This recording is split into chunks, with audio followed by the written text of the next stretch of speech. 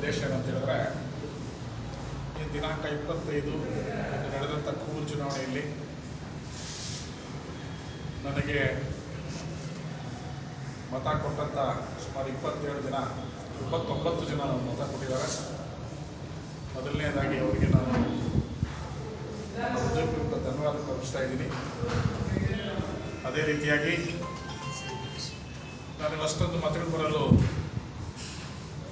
ಸಹಕರಿಸಿದಂಥ ಎಲ್ಲ ನನ್ನ ಸಹೋದರ ಮಿತ್ರರಿಗೂ ಸಹ ನಾನು ಧನ್ಯವಾದ ಅರ್ಪಿಸ್ತಾ ಇದ್ದೀನಿ. ಆ ಒಂದು ಕಾರಣಕ್ಕೆ ಇವತ್ತಿನ ದಿನ ನಾನು ನಿಮ್ಮ ಒಂದು ಪತ್ರಿಕಾ ಮಿತ್ರರನ್ನು ನಾನು ಇಲ್ಲಿ ಕರೆದಿದ್ದೀನಿ.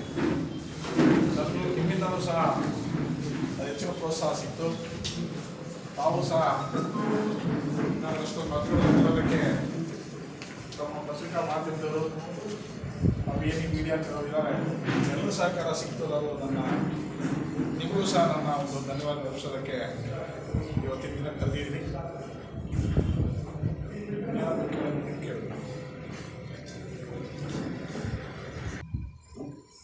ನಾವು ಅಂದ್ಕೊಂಡಷ್ಟು ಮತಗಳು ನಮ್ಗೆ ಬಂದಿಲ್ಲ. ನಮ್ಮಿಂದ ಮತಗಳು ಜಾಸ್ತಿ ಬರಬೇಕಾಗಿತ್ತು. ನಾವು ಗೆಲ್ತೀವಿ ಅನ್ನೋ ಒಂದು ವಿಶ್ವಾಸದಿಂದಾನೇ ನಾವು ಚುನಾವಣೆ ಸ್ಪರ್ಧೆ ಮಾಡಿದ್ದೀವಿ. ಕೆಲವು ಕಾರಣಗಳಿಂದ ನಾವು ಈ ಸರಿ ಎಲ್ಲ ಕೊಟ್ಟಂತ ಏನು ಡೆಲಿಗೇಟ್ಸ್ ಕೊಟ್ಟಿದ್ದಾರೆ ಅಂತಿಮವನ್ನು ನಾವು ಕೊಟ್ಟಿದ್ದೀವಿ. ಅದೇ ರೀತಿಯಾಗಿ ಏನೀಗ ನೂತನವಾಗಿ ಆಯ್ಕೆಯಾಗಿದ್ದಾರೆ ಶ್ರೀಯುತ ಕಾರ್ಯನಿರ್ವಹಣೆ ನಾಗರಾಜ್ ಅವರಿಗೆ ನಾನು ಶುಭಾಶಯಗಳನ್ನು ಕೋರೋದಕ್ಕೆ ಇಷ್ಟಪಡ್ತೇನೆ. ಇಲ್ಲ, ನನಗೇನಾಗಿಲ್ಲ. ಕರೆಕ್ಟ್ ಸೋತಿರೋದು ಯಾಕಲ್ಲ, ಸೋತಿರೋದಕ್ಕೆ ನಾನಾ ಕಾರಣಗಳಿರ್ಬೋದು. ನಮ್ಮ ಹತ್ರ ಯಾವುದೇ ಅಧಿಕಾರ ಇಲ್ಲ. ನಮ್ಮ ಹತ್ರ ಮಿತ್ರ ಬಳಗ ಇದೆ, ಅಧಿಕಾರ ಬಳಗ ನಮ್ಮ ಹತ್ರ ಇಲ್ಲ. ಶಾಸಕರಾಗ್ಬೋದು, ಮಾಜಿ ಶಾಸಕರಾಗ್ಬೋದು, ಮಂತ್ರಿಗಳಾಗ್ಬೋದು, ಅಲ್ಲ MP ಗಳಾಗ್ಬೋದು, ನಮ್ಮ ಹತ್ರ ಯಾರೂ ಇಲ್ಲ. ನಮ್ಮ ಹತ್ರ ಇರೋದೊಂದೇ ಸ್ನೇಹಕೂಟ. ನಾವೆಲ್ಲ ಮಿತ್ರರು, ನಾವೆಲ್ಲ ತಾಯಿ ಮಕ್ಕಳು ಒಟ್ಟ ತಮ್ಮಂತ ಇದ್ದೀವಿ. ಅವ್ರ ಬೆಂಬಲದ ಮೇಲೆ ನಾನು ಚುನಾವಣೆ ಕಂಟೆಸ್ಟ್ ಮಾಡಿದ್ದೀನಿ. ಅವ್ರ ಸಹಕಾರದಿಂದನೇ ಇವತ್ತಿನ ದಿನ ನಾನು ಇಷ್ಟು ಮಂದಿ ಸಂಪಾದನೆ ಮಾಡಿದ್ದೀನಿ. ಸರ್, ಈಗ ಇನ್ನೂ ಮತಗಳು ಬರಬೇಕಾಗಿತ್ತು ಅಂತ ಹೇಳ್ತಾ ಇದ್ದೀರಿ. ಎಲ್ಲ ಬರಬೇಕಾಗಿತ್ತು. ಆಲ್ರೆಡಿ ಅವರು ಬೇರೆ ಕಡೆ ಟೂರಲ್ಲಿದ್ದು, ಆ ಟೂರ್ ಹೋಗದೇ ಇದ್ದಿದ್ರೆ 100% ನಾನು ಗೆಲ್ತಾ ಇದ್ದೆ.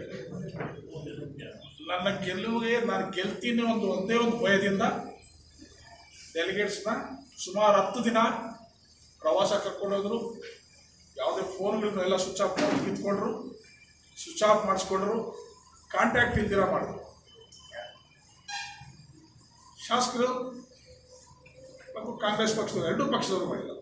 ಜನತಾ ದಳದವರು ಮಾಡಿದ್ದಾರೆ, ಕಾಂಗ್ರೆಸ್ ಅವರು JDS ಅವರು ಮಾಡಿದ್ದಾರೆ, ಕಾಂಗ್ರೆಸ್ ಅವರು ಮಾಡಿದ್ದಾರೆ. JDS ಕಾಂಗ್ರೆಸ್ ಅವ್ರು ಹೆಂಗೆ ಸಪೋರ್ಟ್ ಮಾಡೋಕ್ಕಾಗ್ತದೆ? ಕಾಂಗ್ರೆಸ್ ಅವ್ರು ಕ್ಯಾಂಡಿಡೇಟ್ ಇದ್ರಲ್ಲ. ವಿಷಯ ಹೇಳ್ತೀನಿ. ಶಾಸಕರು ಹೇಳ್ತಾ ಇದ್ರು ಮೊನ್ನೆ ಒಂದು ದಿವಸ ಅಲ್ಲಿ ಒಂದು 4-5 ಜನ ಕರ್ಕೊಂಡು ಬಂದಾಗ ನಮ್ಮ ಸಮೃದ್ಧಿ ಮಂಜುನಾಥ್ ಅವರು ಮಾತಾಡಿದ್ರು. ಈ ರೀತಿ ನೀವ್ಯಾರು ಮೀಡಿಯಾದವ್ರು ಕೇಳ್ತಾರೆ, ನಾನು ಅದು ಇದನ್ನು ನೋಡಿದೆ. ಈ ರೀತಿ ನೀವು ಹೈಜಾಕ್ ಮಾಡಿದ್ರಂತಲ್ಲ ಸದಸ್ಯನೆಲ್ಲ ಅಂತ ಹೇಳ್ಬಿಟ್ಟು ಕೇಳ್ತಾ ಇದ್ರು. ನನಗೆ ಅಂಥ ಪರಿಸ್ಥಿತಿ ಬಂದಿಲ್ಲ ಅಂತ ಹೇಳ್ತಾ ಇದ್ದೆ. ಇದರಿಂದ ಯಾಕೆ ಇಷ್ಟು ಲೇಟಾಗಿ ಕರ್ಕೊಂಡು ಬಂದ್ರಿ ಅಂತ ಹೇಳಿದ್ರು. ಅವತ್ತಿನ ದಿನ ಒಂದು ಎಕ್ಸಾಂಪಲ್ ಹೇಳಿದ್ರು. ಏನು ಬಲ್ಲದಲ್ಲಿ ಶ್ರೀನಿವಾಸನ್ ಅವ್ರ ತಾಯಿ ಹಾರ್ಟ್ ಅಟ್ಯಾಕ್ ಆಗಿ ತೀರ್ಕೊಂಡ್ಬಿಟ್ಟಿದ್ರು. ಆ ಕಾರಣದಿಂದ ಈ ಲೇಟಾಗಿ 4 ಜನ ಕರ್ಕೊಂಡು ಬರೋಕ್ಕಾಗಲಿಲ್ಲ ಅಂತ ಅವ್ರು ಆತ್ಮಸಾಕ್ಷಿಯಾಗಿ ಅದನ್ನು ಹೇಳಿದ್ರೆ ನಾನು ಒಪ್ಕೊಳ್ತಾ ಇದ್ದೆ. ಒಂದು ದಿವಸ ಅವ್ರು ಚುನಾವಣಾ ಪ್ರಚಾರ ಸಮಯದಲ್ಲಿ ಹೇಳಿದರು, ನಾನು ಈ ಕ್ಷೇತ್ರಕ್ಕೆ ಸ್ಪರ್ಧೆ ಮಾಡಬೇಕು ಅಂತ ಬಂದಂಥ ಸಮಯದಲ್ಲಿ ನಾನು ಮೊದಲ ಬಾರಿ ಸೋತಿದ್ದೆ. ಆ ನೋವನ್ನು ಬರ್ಸೋಕ್ಕಾಗಿರೋ ನನ್ನ ತಾಯಿ ನನ್ನ ಬಿಟ್ಟು ಹೋದ್ರು, ನನ್ನ ತಾಯಿ ತೀರ್ಕೊಂಡ್ರು. ಅದೇ ದುಃಖದಲ್ಲಿ ನನ್ನ ತಾಯಿ ತೀರ್ಕೊಂಡ್ರು ಅಂತ ಹೇಳಿದ್ರು. ತಾವೆಲ್ಲ ಕೇಳಿರ್ಬೋದು, ತಮ್ಮ ಹತ್ರ ಅದ್ರ ಬಗ್ಗೆ ಮಾಹಿತಿ ಇದೆ. ನಾನು ಇವತ್ತು ದಿನ ನಾನು ಚುನಾವಣೆಯಲ್ಲಿ ಏನಾದರೂ ಮೊನ್ನೆ ಲಾಸ್ಟ್ ಎಲೆಕ್ಷನಲ್ಲಿ ಈ ಮಾತು ಹೇಳಿದ್ವಿ. ಮೊದಲ ಎಲೆಕ್ಷನಲ್ಲಿ ಸೋತಾಗ ನಾನು ತಾಯಿ ಹಂಚ್ಕೊಂಡಿದ್ದೆ. ಈಗೇನಾದರೂ ನಾನು ಸೋತೋದ್ರೆ ನಾನು ಇಲ್ಲಿಂದ ನಾನು ಹೋಗಲ್ಲ, ನಾನು ಬಾಡಿ ಹೋಗ್ತದೆ ಅಂತ ಹೇಳಿದ್ದೆ. ಆ ರೀತಿ ಹೇಳಿದ್ವಿ. ಅಂದರೆ ಅವ್ರಿಗೆ ಎಷ್ಟು ನೋವಿತ್ತು ಅಂದರೆ, ಒಂದು ತಾಯಿನ ಕಳೆದುಕೊಂಡ್ವಿ. ಎಲ್ರಿಗೂ ತಾಯಿ ಅಂದರೆ ಎಲ್ರಿಗೂ ತಾಯಿನೇ, ನಿಜಾನೇ ಅದು. ತಾಯಿನ ಕಳೆದುಕೊಂಡ ಒಂದು ನೋವಿತ್ತು ಅಂತ. ಅದೇ ಬಲ್ಲದಲ್ಲಿ ಶ್ರೀನಿವಾಸ್ ಅನ್ನೋ ಒಬ್ಬ ಡೆಲಿಗೇಟ್ ಅವರು ಅವ್ರ ತಾಯಿ ಒಂದು ಚಿಂತಾಜನಕ ಸ್ಥಿತಿಯಲ್ಲಿತ್ತು. ಬಹುಶಃ ಒಂದು ತೊಟ್ಟು ನೀರು ಸ್ಪೂನಲ್ಲಿ ಹಾಲು ಕುಡಿಸ್ತಾ ಇತ್ತು. ಅಂಥ ಸಮಯದಲ್ಲಿ ಈ ಅಭ್ಯರ್ಥಿಗೆ, ಶಾಸಕರಿಗೆ, ಈ ನಾಯಕರಿಗೆಲ್ಲ ಹುಡುಗ ತಗೊಂಡು ಬಂದು ಒಂದು ವಿಡಿಯೋ ತೋರಿಸ್ತಾರೆ. ಅದು ಆ ಹುಡುಗ ನನಗೆ ಹೇಳಿದ ಮಾತು. ಚುನಾವಣೆ ಸಂಘ ಓಟ್ ಹಾಕಿ ಬಂದಮೇಲೆ ಹತ್ಕೊಂಡು ನನಗೆ ಹೇಳಿದ ಮಾತು, ನಾನು ವಿಡಿಯೋ ತೋರಿಸ್ದೆ ಅಣ್ಣ, ನಮ್ಮ ತಾಯಿ ಈ ರೀತಿ ಇದ್ದಾರೆ, ನಾನು ಬರೋಕ್ಕಾಗಲ್ಲ, ನಾನು ಡೆಲಿಗೇಟ್ ಬಿಟ್ಟಿದ್ದೀನಿ, ತಗೊಂಡೋಗಿ ನನ್ನನ್ನು ಇಲ್ಲೇ ಬಿಡಿ, ನಾನು ತಾಯಿ ಕೊನೆ ಒಂದು ಸಮಯದಲ್ಲಿ ನನ್ನ ತಾಯಿ ಜೊತೆಯಲ್ಲಿ ಇರಬೇಕು ಅಂತ ನನಗೆ ಆಸೆ ಇದೆ, ನಾನು ಇರಬೇಕು ಅಂತ ಬೇಡ್ಕೊಂಡು ಸಹ ಎತ್ತಲ್ಲಿ ಅಂತ ನಿಮ್ಮ ತಾಯಿಯಲ್ಲಿ ಏನಾದರೂ 3 ಗಂಟೆಯಲ್ಲಿ ನಿಮ್ಮ ಫ್ಲೈಟ್ ಹೋಗಿಸ್ತೀನಿ ನಡೆಯೋ ಅದು ಕರ್ಕೊಂಡು ಹೋದ್ರಣ. ನಾನು 21ನೇ ತಾರೀಕು ನಾನು ಬಸ್ಸಲ್ಲಿ ಹಾಕ್ಕೊಂಡು ಹೋದ್ರು. 24ನೇ ತಾರೀಕು ಬೆಳಗ್ಗೆ ನನ್ನ ತಾಯಿ ತೀರ್ಕೊಂಡ್ರು. ನನ್ನ ತಾಯಿ ನನ್ನ ಇಲ್ಲ ಅನ್ನೋ ಹೊರಗಡೆ ನನ್ನ ತಾಯಿ ತೀರ್ಕೊಂಡ್ರು. ಆ ಶಾಪ ಅವ್ರು ತಟ್ತದೆ ಅಂತ ಹೇಳಿದ್ರು. ಇದೆಲ್ಲ ಯಾರು ಮಾಡೋ ಕೆಲಸ? ತಾಯಿಗೆ ಹಾರ್ಟ್ ಅಟ್ಯಾಕ್ ಆಗಿತ್ತು ಅಂತ ಹೇಳ್ತಾರೆ. ನೀವು ಅವ್ರ ಮಗನ ಎತ್ಕೊಂಡು ಹೋಗೋ ಸಮಯದಲ್ಲೇ ಅವ್ರ ತಾಯಿ ಸೀರಿಯಸ್. ಅವಾಗ ನನಗಿದು ಯಾರು ಹೇಳಿದ್ದಲ್ಲ, ಅದೇ ಶ್ರೀನಿವಾಸ್ ಹೇಳಿದ ಮಾತಿದೆ. ಅವ್ರ ಜೊತೆಯಲ್ಲಿ ನಿಮ್ಮ ಸದಸ್ಯರು ಬಂದರು, ಹತ್ಕೊಂಡು ಹೇಳಿದ್ರು, ಅಣ್ಣ ನಮಗೆ ಕೊಟ್ಟಿರೋ ಟಾರ್ಚರು ನಮ್ಗೆ ಇದು ಬೇಕಾಗಿರ್ಲಿಲ್ಲ, ನಮ್ಗೆ ಇಷ್ಟು ಟಾರ್ಚರ್ ಆಗಿತ್ತು ಅಂತ ಹೇಳಿದ್ರು.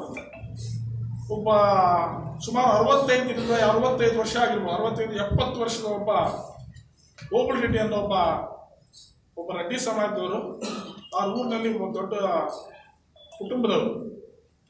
ನನಗೆ ಯಾವ ಪರಿಸ್ಥಿತಿ ಬಂದಿತ್ತು ಅಂತ ಅವ್ರು ಕೊಟ್ಟಿದ್ದ ನಿಮಿಷಕ್ಕೆ ನಾನು ಆ ಶಾಸಕರನ್ನ ನಾನು ಕಾಲು ಹಿಡ್ಕೊಂಡೆ ಅಂತ ಹತ್ಕೊಂಡ. ಈ ಮಟ್ಟಕ್ಕೆ ರಾಜಕಾರಣ ಮಾಡೋ ಅವಶ್ಯಕತೆ ಇತ್ತ ಶಾಸಕರಿಗೆ? ಈ ಮಟ್ಟಕ್ಕೆ ರಾಜಕಾರಣ ಮಾಡೋ ಅವಶ್ಯಕತೆ ಇತ್ತ? ಅದೇ ಓಬಳ್ ರೆಡ್ಡಿನ ಅಷ್ಟು 70 ವರ್ಷದ ಒಬ್ಬ ವಯಸ್ಸಾಗಿರ್ತಕ್ಕಂಥ ಒಬ್ಬ ದೊಡ್ಡ ಮನುಷ್ಯನ ಆ ಮಟ್ಟಕ್ಕೆ ನೀವು ಮಾಡಿಸೋಂಥ ನೆಸಿಟಿ ಇತ್ತ ನಿಮಗೆ?